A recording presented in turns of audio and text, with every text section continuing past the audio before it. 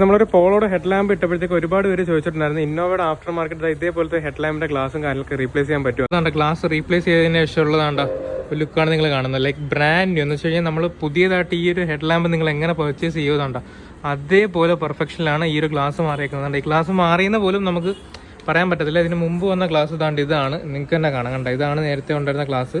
അപ്പം നമുക്ക് ഇന്നോവയുടെ ഈ ഒരു സെയിം ആഫ്റ്റർ മാർക്കറ്റ് ഗ്ലാസ് ആണെന്നുണ്ടെങ്കിൽ നമുക്ക് റീപ്ലേസ് ചെയ്യാൻ പറ്റും. സോ ഇതിനെക്കുറിച്ച് കൂടുതൽ ഡീറ്റെയിൽസും കാര്യങ്ങളും അറിയാൻ വേണ്ടി താഴെ കൊടുത്ത നമ്മൾ ജസ്റ്റ് ഒന്ന് കോൺടാക്ട് ചെയ്താൽ മതി. ഇത് നമ്മുടെ ഇന്നോവയുടെ ഒരു ആഫ്റ്റർ മാർക്കറ്റ് ഗ്ലാസ് ആണ്. Type 1 to Type 4 കൺവേർഷൻ ചെയ്തപ്പം കസ്റ്റമർ ഇൻസ്റ്റാൾ ചെയ്ത ലൈറ്റ്സ് ആണ് ഇത് പുതിയത് വാങ്ങണമെന്നുണ്ടെങ്കിൽ അത്യാവശ്യം നല്ല എമൗണ്ട് വരുന്നുണ്ട്. സോ ഇത് നമുക്കിപ്പം വർക്ക് എന്ന് പറഞ്ഞു കഴിഞ്ഞാൽ നമ്മൾ ഈ ഒരു ഗ്ലാസ് പൊട്ടിപ്പോയി, ഈ ഒരു ഗ്ലാസും പൊട്ടിപ്പോയി, അതിൻ്റെ മേളിൽ തന്നെ ഈ ഒരു സംഭവം ഉണ്ട്. ഇവിടുത്തെ ക്രോം ഒക്കെ അത്യാവശ്യം ഡീറ്റെയിൽസ് വിട്ടുപോയിട്ടുണ്ട്. സോ നമ്മളെ വർക്ക് എന്ന് പറയുമ്പോൾ ഈ ഒരു ഗ്ലാസും മാറ്റി ഈ ഒരു ക്രോം മാക്സിമം തിരിച്ച് കൊണ്ടുവരിക എന്നാണ് നമ്മുടെ വർക്ക്.